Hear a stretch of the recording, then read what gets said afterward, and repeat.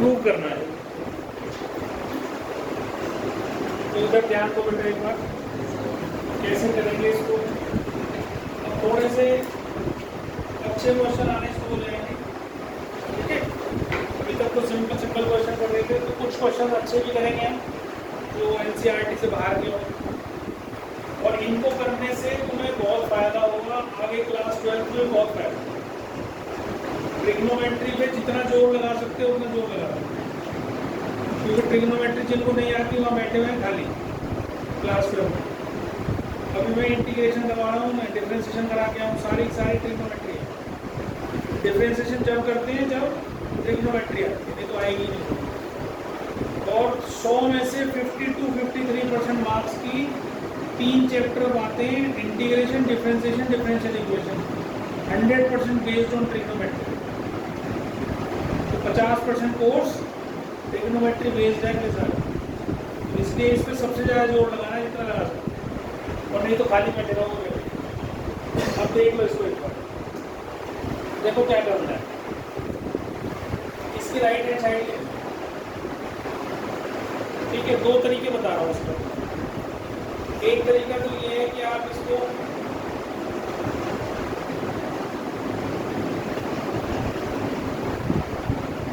ये तो 2 मल्टीप्लाइड ही है इसके साथ, ऐसे लिख लो इसको। 2 cos से cos भी तीनों मल्टीप्लाइड ही है चारों ऊपर, उधर राइट साइड वाले तो 2 आगे में लिख के 2 cos से cos भी लिख दिया, ताकि cos का फॉर्मूला बनाना।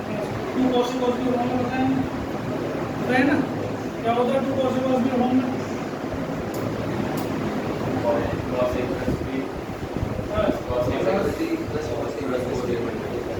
जब भी प्रोडक्ट है तो प्लस माइनस में आएगा, ये भी ध्यान रखना। इसका होता है cos a plus b plus cos a, ठीक है। cos square a minus b plus cos square b minus cos a minus b into cos a plus b, और minus cos square a minus, ठीक है। Cut गया, cut गया। इसका formula भी आपको आता है, cos a plus b into cos a minus, very good, cos square a minus sine square b आता है ना, इसे भी फॉर्मूला, ठीक है। अब cos square b plus sine square b क्या होता है? 1। जब सेम एंगल होते हैं, देखो एक बार ध्यान रखना, cos square a plus sine square b is not equal to 1। अगर एंगल डिफरेंट है, cos स्क्वायर साइन स्क्वायर से देख के मत बंद कर देना। सेम एंगल होता है तो ये आइडेंटिटी बनती है, यहाँ पर भी b है, यहाँ भी b है, तो इसलिए 1। तो 1 माइनस cos स्क्वायर a, ये साइन स्क्वायर हो गया क्वेश्चन।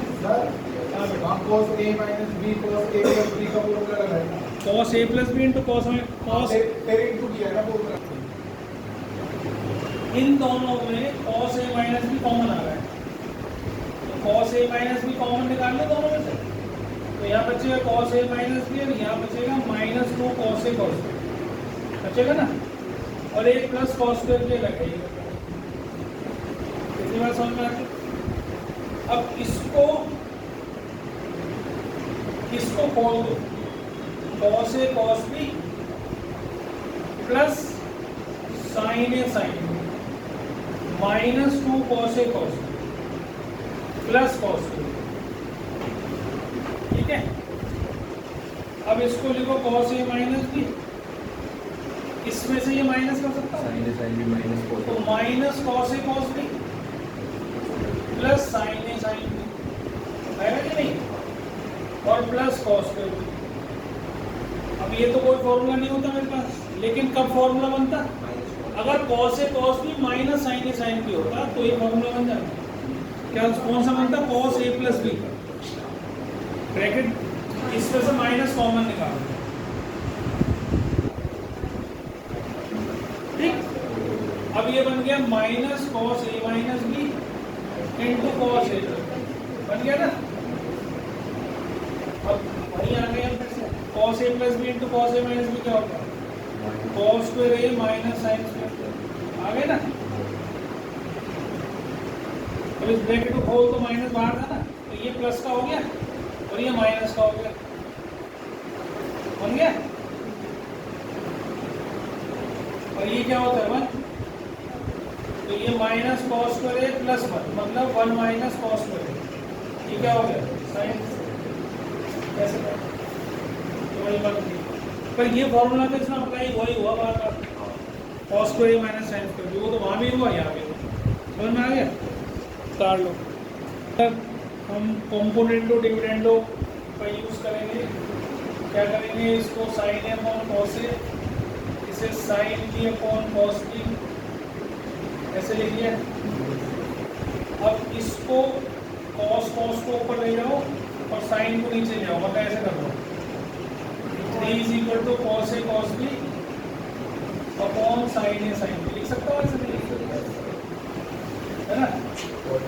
कॉट हो गया इधर 3 tan था, अब इधर 3 इज इक्वल टू कॉट लिख दो, कॉट हो गया। आगे समझ में आज अभी करना है तो समझ में आ जाएगा। ये दोनों कॉस ऊपर ले गए और ये दोनों साइन इसके नीचे, और 3/1 लिख दिया इसको, और इसमें क्या अप्लाई कर दिया, कॉम्पोनेंटो एंड डिविडेंडो। तो कॉम्पोनेंटो डिविडेंडो बताया था भाई, नीचे वाला ऊपर में ऐड कर दो, नीचे वाला सेपरेट कर दो, ऊपर वाले में ही ऐड करना है, ऊपर वाले में से सेपरेट कर दो। ऐसे ही यहाँ देखो cos A cos B plus sign A sine B upon cos A cos B minus हो गया। ऊपर क्या हो गया, कॉस ए माइनस बी, और नीचे क्या हो गया कॉस ए प्लस बी, और यहाँ क्या हो गया 4/2 मतलब 2, इसको इधर ले आओ तो आंसर आ गया 2 कॉस ए प्लस बी किसके बराबर आ गया। पहचानोगे कैसे भाई, सी एन डी लगाना है। यहाँ 2 एंगल होंगे जो भी उनमें प्लस माइनस का डिफरेंस होगा, बस ये पहचान है इसकी। अगर एक जगह ए प्लस बी है तो एक जगह ए माइनस, तो तुम सी एन डी लगाओगे तो क्वेश्चन हो जाएगा। और कराता हूँ, और इसको उतार लो फटाफट।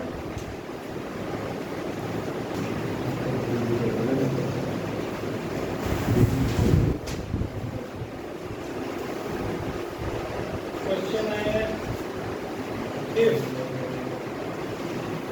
tan alpha plus theta is equal to tan alpha minus theta, show कर दो यहाँ पे n plus 1 sin 2 theta is equal to n minus 1 sin 2 ठीक है।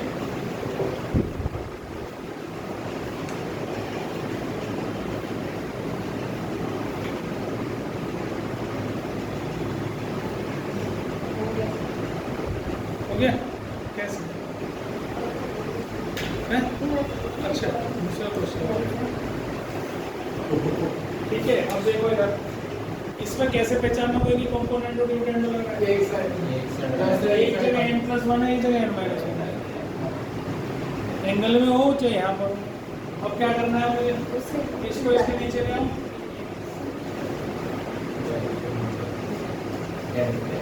तो ये n हो गया n/1। अब CND अप्लाई कर दो इसमें, ठीक है। सुनना पहले जल्दी निकलो, क्योंकि हमें साइन कॉस में लेके आना है इसको, क्वेश्चन है tan में, तो पहले इसको क्या कर लो साइन कॉस में कन्वर्ट कर। तो tan को कर लो sine alpha plus theta upon cos alpha plus theta, और ये तो tan ऊपर जाके कॉट हो जाएगा ना, तो ये हो जाएगा cos alpha minus theta upon sine alpha minus, नीचे tan है ना उल्टा है, तो इसे साइन अपॉन कॉस लूंगा, कॉस ऊपर जाएगा, ऐसा आ गया। अब आप जो है इसके अंदर CND लगा दो। आप जो ये अल्फा प्लस थीटा मतलब सिर्फ साइन के साथ ले रहे हो, क्या कहते हैं अल्फा प्लस थीटा ये साइन और कोस के साथ ले रहे हो। कहाँ लिया साइन का थीटा, ये हाँ साइन और कोस के दोनों के साथ ले रहे हो। tan थीटा क्या होता है, साइन थीटा बोल कोस, मतलब एक तो वो थीटा है अल्फा प्लस थीटा एंगल है, एंगल है वो तो दोनों साथ जाएगा। अब लगा अप्लाई करो इसमें कंपोनेंट डिविडेंड, अपने आप करो कंपोनेंट डिविडेंड लगाओ और मुझे बताओ। अब क्या करना है हमने इसमें सी एन डी लगा देना है। तो क्या करना है हमने sine alpha plus theta cos alpha minus theta plus नीचे वाला cos alpha plus theta upon sine alpha minus theta upon sine alpha plus theta into cos alpha minus theta minus cos alpha plus theta into sine alpha minus theta right side पे n+1 नीचे n minus. अब ये sign A cos B plus cos A sine B, ये बन गया sign ए plus B का formula है ना ऐसे। और नीचे sign A cos B minus cos A sine B, sign A minus B का फॉर्मूला। तो ये माइनस एल्फा प्लस थीटा, इसमें से इसे माइनस कर दो, equal to n+1 upon n minus. ये हो गया इधर और ये हो गया इधर, ये बन गया साइन 2 एल्फा, ये बन गया sine 2 alpha upon sine 2 theta is equal to n+1 upon n-1। बस क्रॉस मल्टीप्लाई करो, आपके पास आंसर आ गया। ठीक है, बड़ा सिंपल सा क्वेश्चन है। ठीक है, देखो पहली बात तो ये है कि एल्फा बीटा कहाँ लाई कर रहे हैं। एल्फा भी 0 से π/4 के बीच में है, बीटा भी मतलब कि पहले क्वाड्रेंट में एल्फा भी और बीटा भी, पर यह एंगल है एल्फा प्लस बीटा और एल्फा माइनस बीटा। तो ये एंगल एल्फा प्लस बीटा कहाँ लाई कर रहा है, कौन से क्वाड्रेंट में, फर्स्ट में। तो एक इसके लिए क्या करते हैं हम, इन दोनों को ऐड करते हैं। तो ये ऐड करोगे तो ये इट विल बिकम π/4 प्लस π/4, ये π/2 हो जाएगा। 45 90। एक बात तो ये होगी कि alpha plus beta first quadrant में ही है। अब एल्फा माइनस बीटा कहाँ है, तो माइनस नहीं करना, चीज को समझना। अब ये चीज समझने के लिए समझाओ, ये नहीं कि इसमें से उठाया से माइनस कर दिया, फिर तो ये भी जीरो, ये भी एल्फा माइनस होगी जीरो, जीरो से छोटा भी जीरो से बड़ा भी। तो इसलिए क्या करना है वो सीसी। तो उसके लिए आप क्या करेंगे, जो इनइक्वालिटी हमने सीखी थी उसमें ये सीखा था कि अगर हम माइनस से मल्टीप्लाई करते हैं तो इनइक्वालिटी बदल जाएगी। सीखा था ना कि 2 इज लेसर देन 3, पर अगर मैंने दोनों तरफ माइनस कर दिया तो ये बीच की इनइक्वालिटी कैसे हो जाएगी, -2 बड़ा हो जाएगा, -3 छोटा हो जाएगा। अब इस बीटा में अगर मैं सबको माइनस से मल्टीप्लाई कर दूं, डायरेक्ट हमें जो इनइक्वालिटीज है उनको डायरेक्ट माइनस नहीं करना, फिर वो प्लस कर सकते हो लेकिन माइनस नहीं करेंगे। तो क्या करा मैंने, माइनस से मल्टीप्लाई करा सबको, तो ये तो 0 को तो माइनस से करूँगा 0 हो जाएगा, ये माइनस बीटा हो जाएगा, ये माइनस π/4, लेकिन क्या होगा बीच का साइन ऐसे है ना, मतलब 0 बड़ा हो गया -π/4 से। अब हम कोई भी इंटरवल कैसे लिखते हैं, -π/4 से 0, हम छोटी वैल्यू पहले लिखते हैं, बड़ी बाद में। इंटरवल ऐसे लिखा जाता है, 0 पहले 90 बाद में। तो ऐसे ही -π/4 छोटी वैल्यू है और 0 बड़ी वैल्यू है, तो -π/4 से 0। इतनी बात समझ में आ गई। अब इसको और इसको ऐड कर दो, इसको और इसको,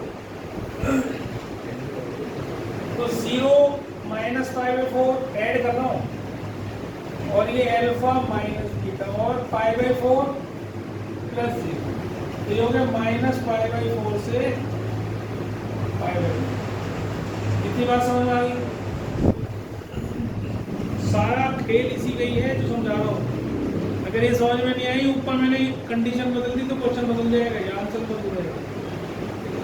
ठीक, मैं समझ आगे बात नहीं, आगे समझ पक्का। चलो, अब इसका मतलब क्या हो गया कि एल्फा माइनस बीटा कहाँ लाई कर रहा है। पहले सुनना मेरी बात ध्यान से, -45 से 45 के बीच में, तो -45 होती है यहाँ से जब उल्टा चलते हैं ऐसे, दिस इज -45, और +45 होती है जब ऐसे चलते हैं। Anti clockwise direction positive direction है हमारे लिए, और clockwise direction is negative direction.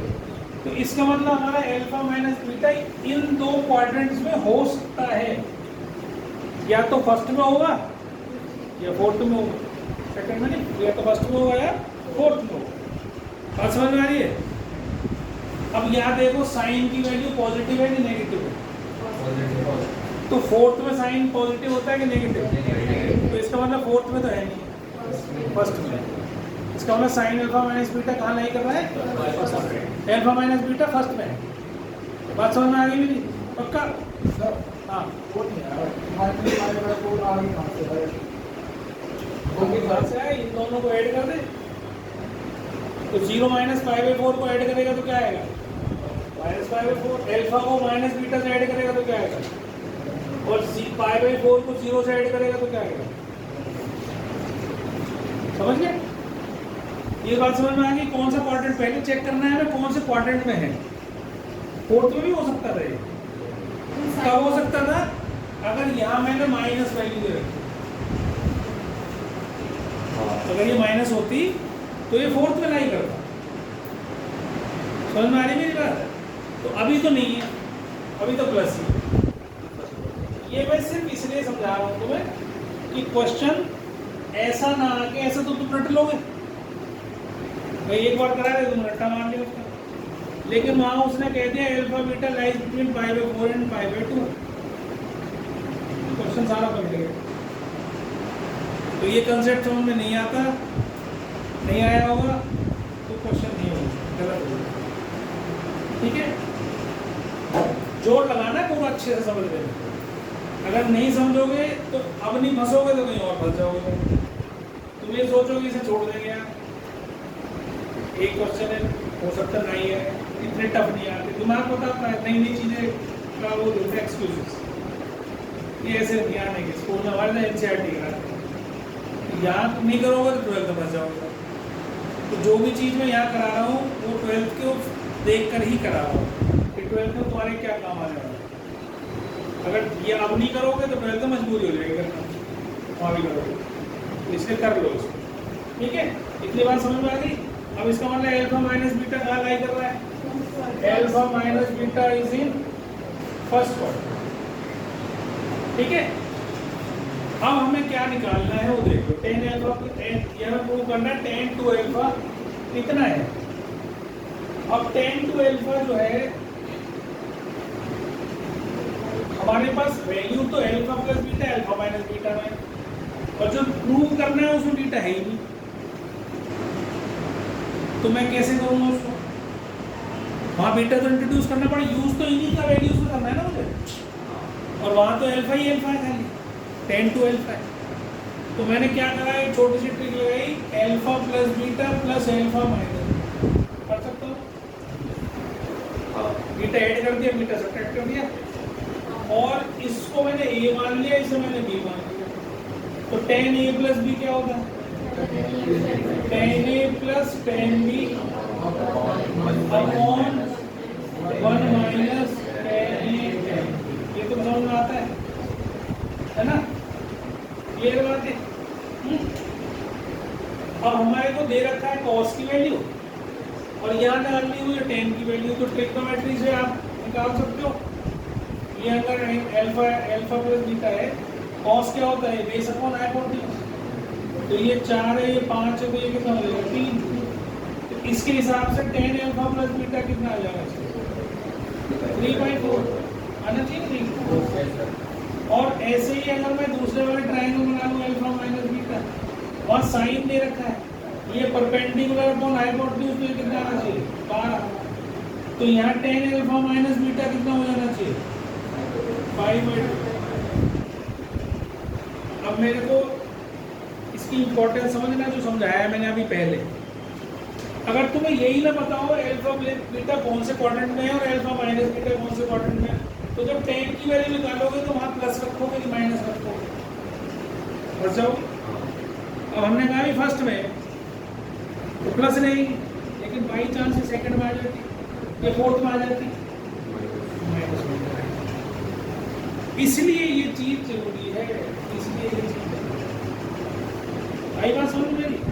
अब यहाँ इसकी वैल्यू को डाल दो, क्या डालोगे?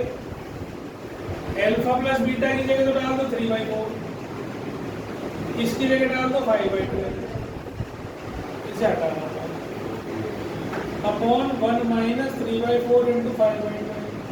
तो ये ऊपर का एलसीएम तो आ जाएगा 12, 4 3 का ये हो गया 9 और ये हो गया 5 और डिनोमिनेटर में 48 माइनस 15 अपॉन 48 आएगा कि नहीं? तो ये कितना हो गया 14 अपॉन 12 इंटू 48 अपॉन कितना हो गया 33। तो ये 12 4 सा ये आ गया 56 अपॉन 3। ठीक है, अब हम एक और क्वेश्चन करेंगे, अपने आप अभी उतार लेना इसको। उसमें हमने इसको हमने π/4 से बिटवीन π/4 एंड π/2 कर दिया। अभी तुम पहले वाला क्वेश्चन बता 0 एंड π/2। तो पहले इसे क्वेश्चन को उतारो, सॉल्व इसको कर लो और उसके बाद फिर मैं बता।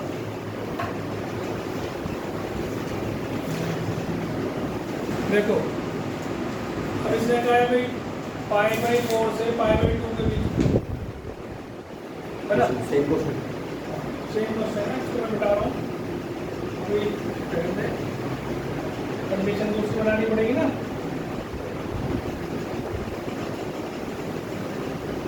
अब इसने कहा अल्फा जो है वो बेटा चुप हो जा और दूसरा भी है ना। तो अल्फा प्लस बीटा कहाँ होगा? इन दोनों को ऐड करोगे तो π/2 आ गया और ये हो गया पाई। इसका मतलब ये सेकंड क्वाड्रेंट में हो गया, है ना, हो गया। मतलब ये तो सेकंड क्वाड्रेंट में है, इसका मतलब इसकी वैल्यू माइनस होनी चाहिए थी, वो देगा। क्वेश्चन में तुम्हें गिवन होगी, ठीक। फिर अल्फा माइनस बीटा के लिए क्या करेंगे? इसको माइनस से मल्टीप्लाई कर दो तो ये उल्टा हो जाता है, माइनस π/2 इधर आ जाएगा और माइनस π/4 उधर चला जाएगा। उल्टे हुए आइडेंटिटी। अब दोनों को ऐड कर दो, इसको और इसको, तो this minus this is minus π/2 alpha minus beta और दिस माइनस दिस इज π/2, है ना। अल्फा माइनस बीटा माइनस π/4 से π/4 के बीच में आ गया। इसका मतलब जो हम आ गया वही सेम। अब यहाँ अगर वैल्यू पॉजिटिव दे रखी है तो हम उसे फर्स्ट में ले लेंगे, और अगर यहाँ माइनस दे रखी है तो हम इसे फोर्थ में ले लेंगे। क्या समझ में आ गई? मान लो इसमें माइनस में दे रखी फोर्थ में, तो इसका मतलब हमारा ये फोर्थ क्वाड्रेंट का होगा, ठीक। अब सारा काम वही करना है। अब हमने सबकी वैल्यू निकाल ली थी। Alpha plus beta tan alpha plus beta हमने क्या निकाली थी? 3/4। Alpha plus beta second quadrant में है तो माइनस हो जाएगा, और tan अल्फा माइनस बीटा जो कि फोर्थ में है तो यहाँ भी नेगेटिव हो जाएगा, तो मतलब माइनस π/2। बाकी काम सेम करना है। तो आंसर क्या बदल जाएगा? यहाँ माइनस हो जाएगा, यहाँ भी माइनस हो जाएगा, ये माइनस और ये माइनस तो ये प्लस ही हो जाएगा, है ना। ये कैसे रहेगा? ऊपर माइनस हो जाएगा तो ऊपर क्या होगा? -9 -5 और नीचे यही रहेगा, सेम रहेगा ना। तो ये माइनस आ गया, तो आंसर में यहाँ नेगेटिव आ गया। क्या ये दोनों तरीके में -56 होगा। सॉरी ठीक, तो -56 का 33 हो गया। लेकिन अगर ये गिवन होता प्लस का फर्स्ट क्वाड्रेंट तो मैं कहता है alpha minus beta first quadrant में, फिर 10 भी फर्स्ट पॉजिटिव, तो 10 में हम क्या करते हैं? अल्फा माइनस बीटा भी प्लस करते हैं, तो फिर फर्क हो जाता। देखो यहाँ प्लस हो जाता, यहाँ प्लस हो जाता, तो क्या बनता फिर? ये बनता तुम्हारा -9 + 5 अपॉन 12 और ये 48 ऊपर आ जाता, और ये तो प्लस का हो ही गया, और ये 48 - 15 कितना होता? 48 - 15 33, तो ये 33, तो 12 चौके 48 और ये होता -4, तो आंसर क्या आ जाता? -16। तो छोटी छोटी चीजों से ट्रिग्नोमेट्री के अंदर आंसर बदल जाता है। वहाँ प्रूव करने के लिए भी कुछ और ही देता है, या वो कहता है tan to अल्फा की वैल्यू निकाल, तो प्रूव ना भी करता, कहता है tan to अल्फा की वैल्यू निकाल। समझ में आगे मेरी बात, कंसेप्ट समझ में आगे क्या कह रहा हूँ? ये कंसेप्ट लगे ना लगे, तुम्हारे कोर्स में आए ना आए, क्वेश्चन स्कूल में कराए ना कराए, उस पर तुम्हें करना है। ये आगे काम आएगा, तुम्हारे इनवर्स ट्रिग्नोमेट्री आएगा अगले साल, उसमें फंसे हो जाकर लेंगे। सर वहाँ पे वो -16/33 है, 63 होना चाहिए। ये नवदीप ने बता दिया भाई, गलती हो गई थी मेरे से, यहाँ 33 नहीं होगा, यहाँ 63 होगा, कैलकुलेशन गलती हो गई थी, तो इसलिए -16/63 होगा, ना कि -16/33। पर मैं जो बोल रहा हूँ उसको समझना क्वेश्चन को। अभी तुमने क्वेश्चन क्या होता है मुझे पता, वो इस पे डिपेंड करेगा कि यहाँ माइनस दे रखा है कि प्लस दे रखा है, किसका साइन यहाँ प्लस है तो ये आंसर आएगा, अगर ये माइनस है तो -56/33 आया था जाएगा। समझ में आ गई मेरा? ये क्वेश्चन कर लो, समझ लो, NCERT एग्जाम्पल का क्वेश्चन है, ठीक है। और एक अच्छा सा क्वेश्चन कराता हूँ, बहुत सिंपल बिल्कुल, ये थोड़ा बड़ा था और थोड़ा हल्का था, क्या दूंगा इसको? क्वेश्चन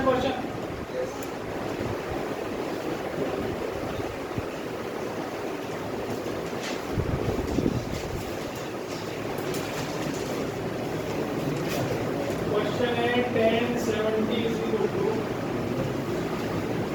10 20 + 2 10 50, ये प्रूव करना है। 10 70 = 10 20 + 2 10 50। तो सबसे पहले काम तो आपको ये करना है कि नवी को छेड़ना कर, देखो इधर देखो, 10 70 = इतना। अब राइट साइड पे अगर आप देखोगे तो ये 20 और 50 70 बनते हैं, है ना? तो हम इसको क्या करते हैं, एक हमने टाइप और भी कराई थी ना तुम्हें, एक टाइप कराई थी 13A 10 वाली, 5A और 8A ऐसी कराई थी ना, इसमें तोड़ के करा था हमने, तू कह रहा था उसे 10 13 को 10 8A + 5A लिखा था, देख एक बार।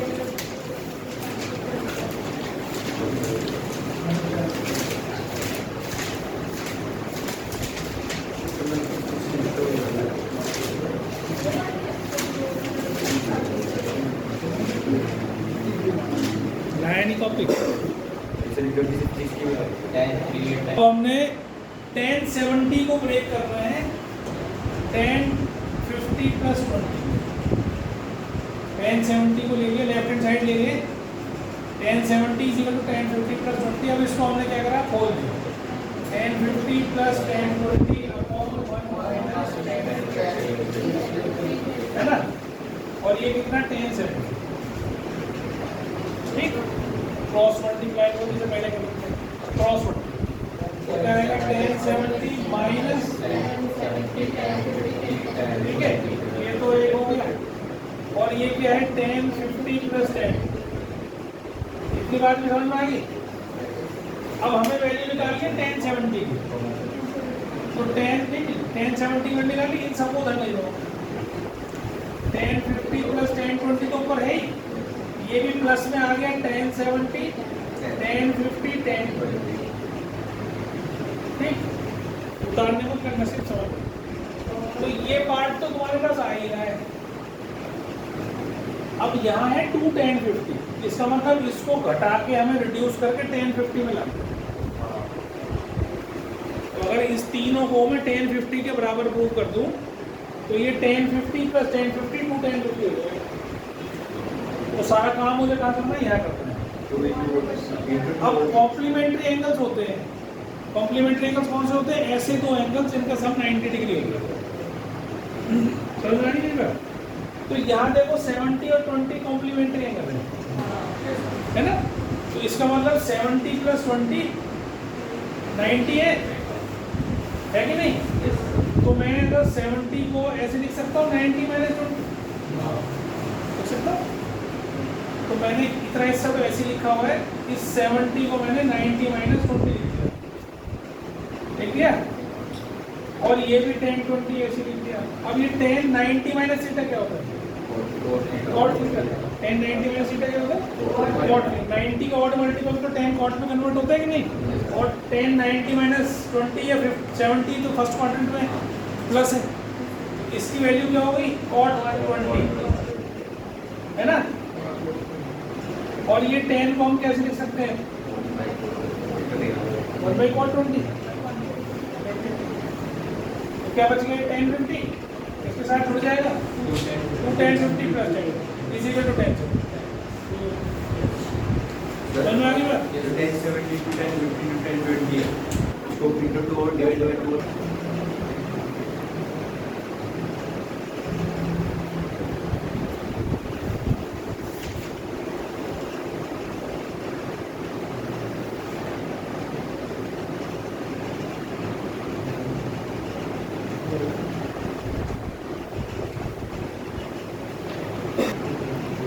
कौशल अभी ये याद रखना है टाइप। ये टाइप है जो आगे बहुत क्वेश्चन में काम आएगी, यहाँ भी 12th में, ठीक है? तो जिसमें मैं कहता जाऊँ ना कि भाई 12th में काम आएगी, उसको लिख लिया करो 12th उसके साथ। ये ध्यान रखना है, नोट रखो कि ये हमें याद रखनी है। अब ये याद कैसे रखनी है? यहाँ एंगल सारे एक तो सेम होने चाहिए, ऊपर कॉस प्लस साइन, नीचे कॉस माइनस साइन, या ऊपर कॉस माइनस साइन, नीचे कॉस प्लस साइन। उसका आंसर हमें 10 मिला। तो मैं कैसे करूँगा उसको, कैसे बनाएंगे इसको? अब इसका यूज़ भी बताऊंगा। जब हम डिफरेंशिएशन इंटीग्रेशन करते हैं तो वहाँ पर ये इस टाइप से इसमें रिड्यूस करना पड़ेगा, उसके बाद उसकी डिफरेंशिएशन इंटीग्रेशन। ठीक, यहाँ पर तो तुम एंगल से कर रहे हो 11 डिग्री, वहाँ पे एक्स में आ जाएगा, तो फिर तुम्हें सॉल्व करना पड़ेगा, ध्यान से समझना है।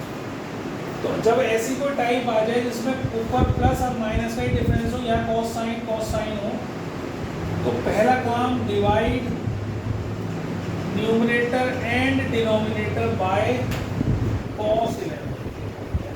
जो भी कॉस, जो भी एंगल यहाँ हो कॉस के उसके कॉस से डिवाइड कर। यहाँ अगर 15 हो तो कॉस 15 से कर देते, कॉस 26 हो तो कॉस 26। ठीक, सबसे पहला काम। अब जब इसको डिवाइड करा तो सबको क्या करेंगे? cos 11 upon cos 11, sin 11 upon cos 11,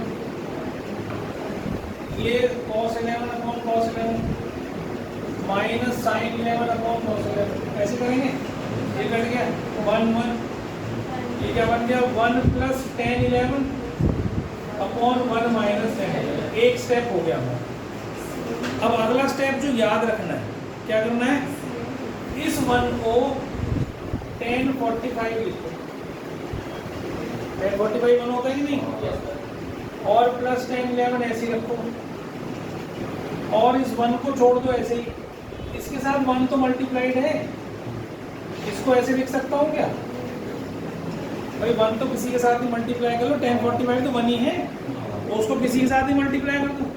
अब देखो ये फॉर्मूला बन गया tan a प्लस b का। अगर tan 45 प्लस 11 क्या बन गया?